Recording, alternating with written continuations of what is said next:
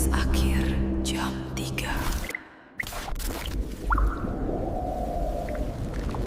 Tidak ada yang benar-benar tahu kapan rumah tua itu pertama kali dibangun. Orang-orang di desa Banyuraga hanya tahu satu hal. Rumah itu tidak pernah benar-benar kosong.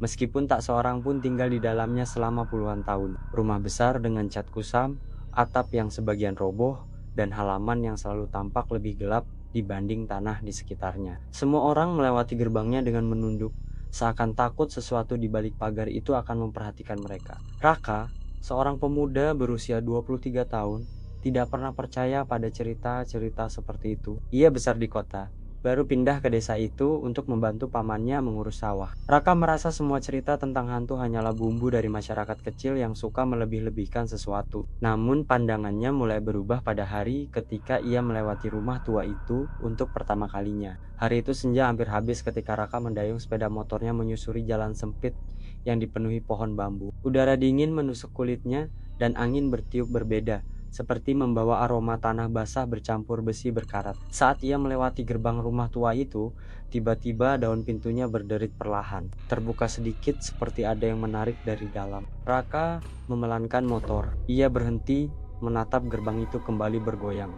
Tidak ada angin, tidak ada orang. Namun yang membuatnya merinding adalah bayangan seseorang berdiri di teras rumah itu tinggi, gelap, tak berbentuk jelas. Bayangan itu tidak bergerak, tetapi seperti memandangnya dari jauh. Raka mengerutkan alis, mencoba meyakinkan diri bahwa itu hanya ilusi senja. Ia menyalakan motor lagi, mempercepat laju, meninggalkan rumah itu. Namun detak jantungnya berdentum keras, seperti tali gendang dipukul bertubi-tubi. Ada sesuatu pada bayangan itu yang terasa tidak wajar dan tidak manusia. Malam harinya, Raka tidur di kamar tamu di rumah pamannya. Suasana desa tenang, hanya sesekali terdengar suara jangkrik dan angin menyapu daun. Tetapi ketika lampu kamar sudah dipadamkan dan ia mulai memejamkan mata, suara lain muncul. Suara seperti pintu kayu yang bergerak perlahan. Raka membuka mata, berbalik ke arah pintu kamarnya. Pintu itu tertutup, suara itu terdengar lagi.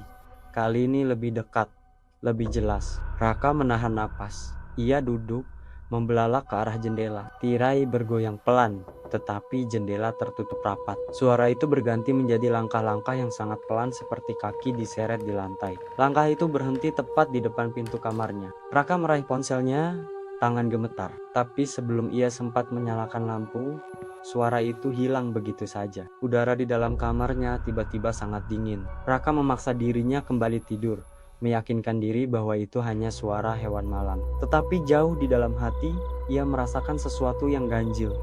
Langkah itu terdengar seperti berasal dari kaki manusia, kaki yang lecet atau mungkin patah. Keesokan paginya, Raka menemani pamannya ke sawah. Saat berjalan pulang melewati rumah tua itu lagi, ia sengaja memperlambat langkah.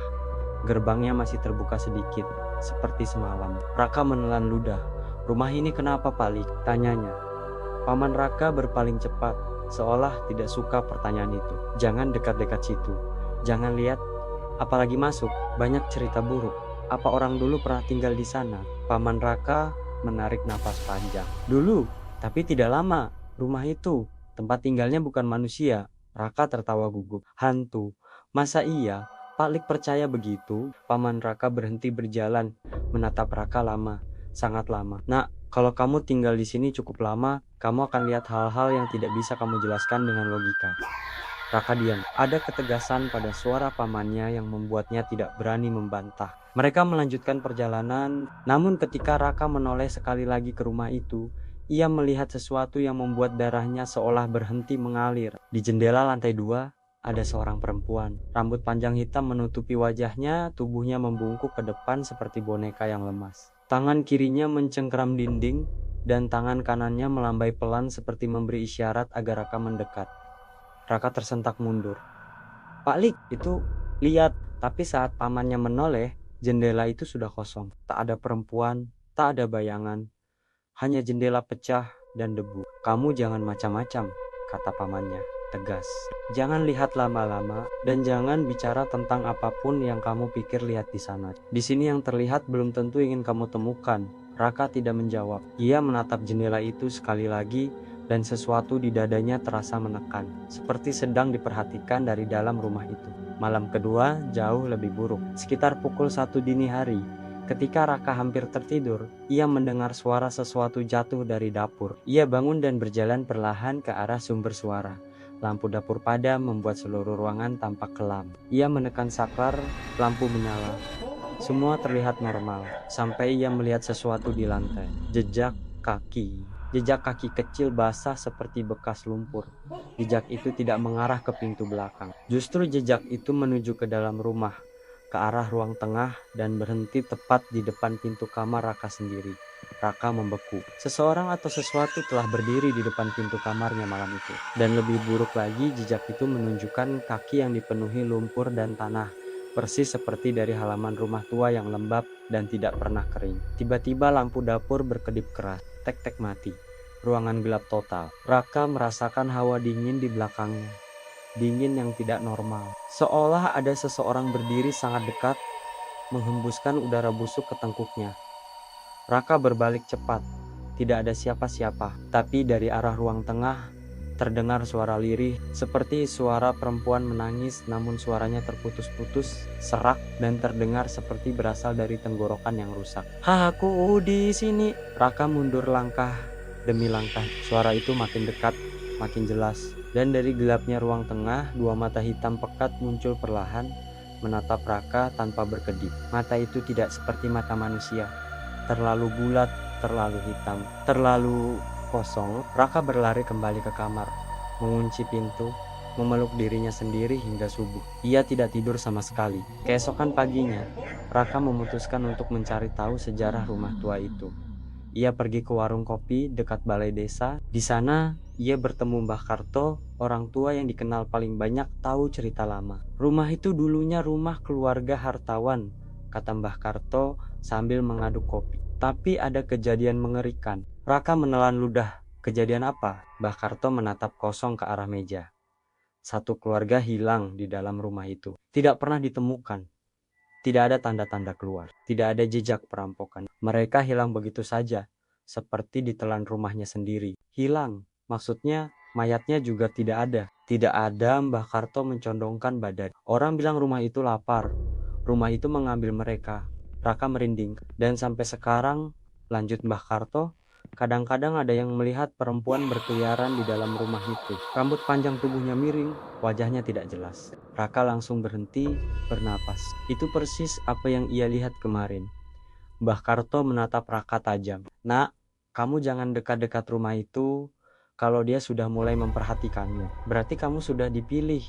Dipilih untuk apa? Wajah Mbah Karto mengeras. Untuk ikut dengan mereka. Malam ketiga datang lebih cepat dari yang Raka harapkan, dan malam itu menjadi awal dari mimpi buruk yang lebih dalam. Sesuatu yang akan menyeretnya masuk ke dalam kegelapan rumah tua itu. Sejak pertemuannya dengan Mbah Karto di warung kopi siang tadi, pikiran Raka tidak pernah tenang. Kata-kata orang tua itu terus berputar di kepalanya, seperti bisikan yang tidak mau hilang. Kalau dia sudah mulai memperhatikanmu, berarti kamu sudah dipilih.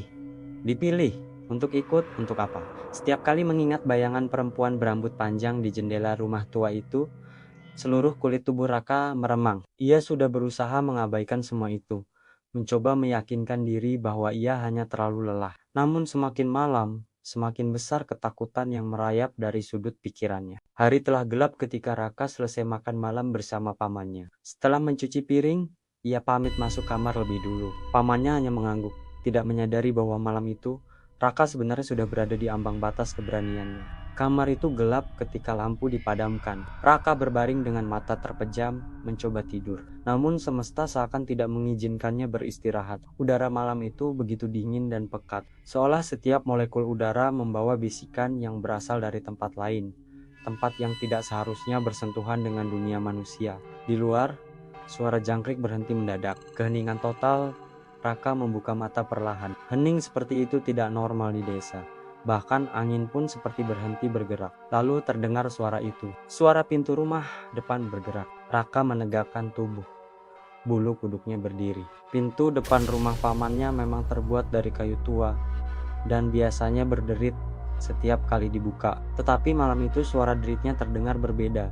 Lebih berat. lebih dipaksa. Seolah sesuatu sedang menggeser pintu itu dengan tangan yang tidak seharusnya bisa menyentuh benda fisik.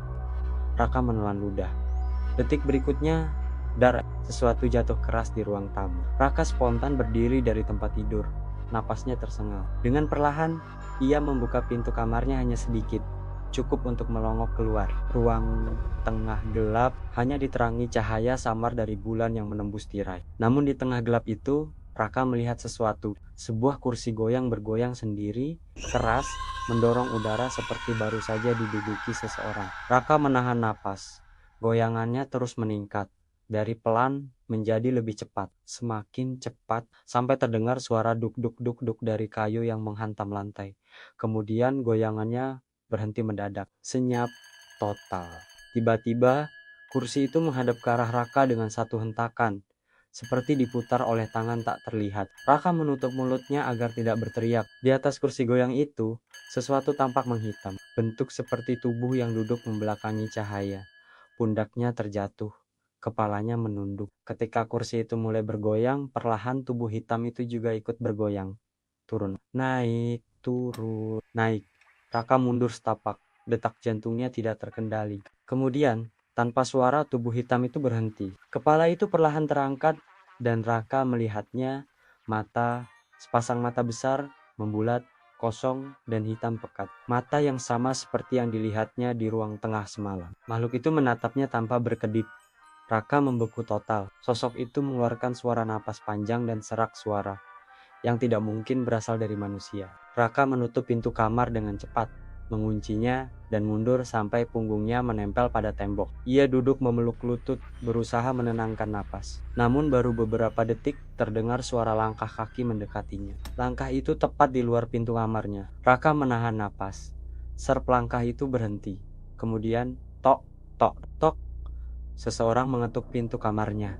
Raka menutup telinganya. Tubuhnya gemetar. Ketukan itu perlahan berubah. Dari tok tok tok menjadi der der, pintu bergetar keras. Gagang pintu bergerak, diputar. Dipaksa, Raka A sebuah suara lirih memanggil namanya. Suaranya seperti perempuan, namun parau sangat pecah seperti pita suaranya sobek. Buka A, aku. Di sini, Raka ingin berteriak, tetapi tidak ada suara keluar dari mulutnya. Tubuhnya terkunci oleh rasa takut yang begitu pekat. Tiba-tiba ketukan itu berhenti total. Seperti tidak pernah terjadi, sunyi, lengang, hening. Raka menunggu. Menit demi menit lewat, tetapi ia tidak berani membuka pintu sampai subuh. Paginya, Raka bangun dengan mata merah dan tubuh gemetar. Ia hampir tidak tidur semalaman. Duduk di meja makan, ia berusaha menyembunyikan kegelisahan, tetapi pamannya melihatnya. "Kamu kenapa, nak? Kelihatan pucat sekali."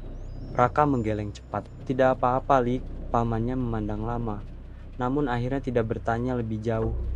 Setelah sarapan, Raka keluar rumah. Ia butuh udara segar, namun langkah kakinya secara tidak sadar membawanya kembali ke jalan yang melewati rumah tua itu. Dan untuk pertama kalinya sejak ia tiba di desa itu, ia melihat sesuatu yang membuatnya lebih takut daripada hantu manapun. Gerbang rumah tua itu yang biasanya hanya terbuka sedikit kini terbuka lebar, seperti mengundangnya masuk. Raka menelan ludah.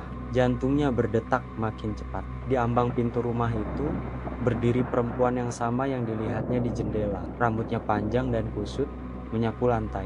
Tubuhnya miring ke satu sisi, seperti tulangnya tidak simetris. Ia berdiri di tengah bayang-bayang gelap, wajahnya tidak terlihat, namun lengan kurusnya terangkat perlahan. Ia melambai ke Raka. Gerakannya lambat, patah-patah, seperti sendi-sendinya tidak berada di tempat yang benar. Tidak bisik Raka pada dirinya sendiri. Ini tidak nyata, ini cuma mimpi buruk. Perempuan itu mengeluarkan suara lirih. "Aku di sini." Raka mundur. Perempuan itu melangkah keluar dari rumah.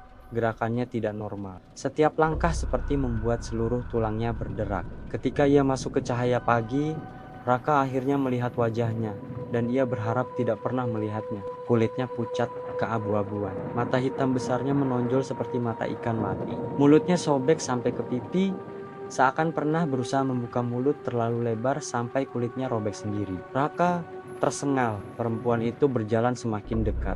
Ketika hanya berjarak 5 meter darinya, tiba-tiba perempuan itu berhenti. Tubuhnya kaku, seperti didorong oleh kekuatan tak terlihat. Kemudian dengan gerakan patah, kepalanya berputar perlahan ke samping, seperti melirik sesuatu di balik Raka. Di sekeliling mereka, udara berubah. Daun-daun diam seperti membeku. Lalu Raka mendengar suara lain. Suara kaki kecil berlari. Raka menoleh. Di belakangnya, seorang anak kecil berlari ke arah rumah tua itu. Sekilas Raka mengira itu anak manusia sungguhan, sampai ia melihat kakinya yang berlumur tanah hitam, sama seperti jejak di dapur malam itu. Anak itu berlari menembus perempuan itu, seperti kabut dan masuk ke dalam rumah. Raka terpaku. Perempuan itu kembali menatapnya. Kini senyumnya melebar terlalu lebar sampai robekan pipinya terbuka lebih besar. Raka, ikut Raka mundur cepat, lalu berlari sekuat tenaga, meninggalkan halaman rumah itu. Ia tidak berani melihat ke belakang. Sore harinya, pamannya sedang menjemur padi ketika Raka akhirnya memberanikan diri bertanya. Pak Lik, apa pernah ada orang yang hilang karena rumah itu? Pamannya berhenti, menatap Raka lekat-lekat. Kenapa kamu tanya begitu? Raka terdiam. Ia tidak tahu dari mana harus mulai. Pamannya mendesah panjang. Dulu ada, banyak. Tidak cuma satu dua. Orang desa sini bahkan percaya rumah itu memilih orang yang lemah, yang sedih, atau yang sedang kehilangan. Raka merinding. Lalu apa yang terjadi pada mereka? Pamannya memejamkan mata sesaat. Tidak ada yang kembali. Kini Raka mengerti. Rumah itu bukan sekadar tempat berhantu. Rumah itu menunggu, dan setelah beberapa malam ini, rumah itu mulai memperhatikannya. Malam itu, Raka tidak bisa tidur sama sekali. Ia hanya duduk bersandar pada tembok dengan lampu menyala. Tetapi sekitar pukul 2 dini hari, listrik tiba-tiba padam. Klik, gelap total, hening, sampai sebuah suara dari luar jendela terdengar. Ketap-ketap suara kaki kecil berlari menuju jendelanya, kemudian tok tok tok, ketukan kecil. Raka membeku. Lalu suara yang familiar terdengar. Aku, di sini, suara perempuan itu. Tepat di luar jendela. Perlahan, sangat perlahan, tirai jendela mulai bergerak ke samping seakan ada tangan dari luar yang sedang menariknya. Dan ketika celah tirai terbuka sedikit, Raka melihat mata hitam itu menatapnya dari balik kaca jendela. Malam itu menjadi malam terakhir sebelum semuanya berubah. Malam sebelum Raka sadar bahwa ia tidak sekadar diganggu. Ia sedang dipanggil. Sejak malam ketika tirai jendela itu bergerak sendiri dan mata hitam perempuan itu menatapnya dari balik kaca, Raka tahu sesuatu di dalam rumah tua itu sudah menetapkan pilihan. Dan ia entah kenapa menjadi orang yang dipanggil. Pagi harinya tubuhnya lemas, matanya ceku. Ia duduk di dapur sambil memegang gelas teh yang sudah lama dingin. Pamannya memerhatikan dengan wajah cemas.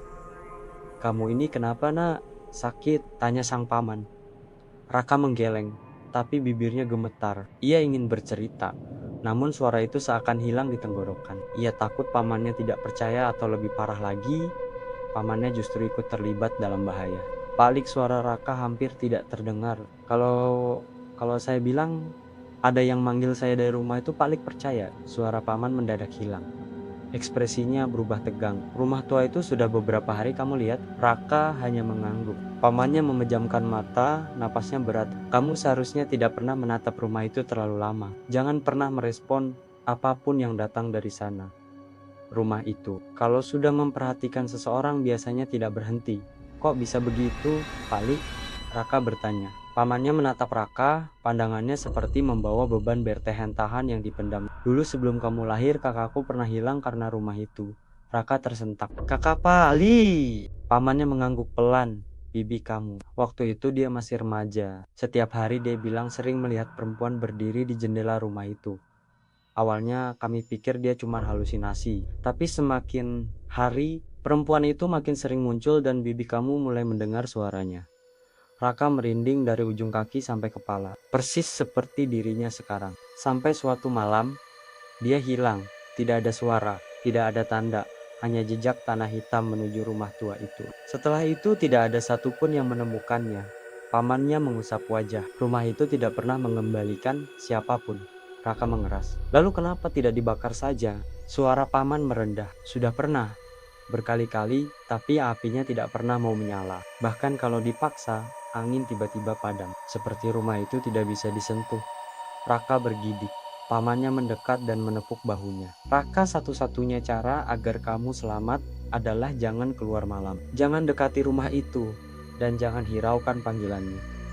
Namun bagaimana mungkin, panggilan itu justru semakin jelas. Malam tiba dan seperti yang ditakutkan Raka, panggilan itu kembali muncul.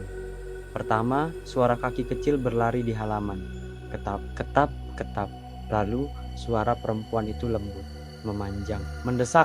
Raka, ikut, ikut. Raka memejamkan mata sambil menutup telinganya. Aku tidak mau, pergi, teriaknya dalam hati. Namun suara itu justru semakin dekat, seperti berada tepat di telinganya. Aku di sini tiba-tiba blar. Jendela kamarnya terbuka sendiri.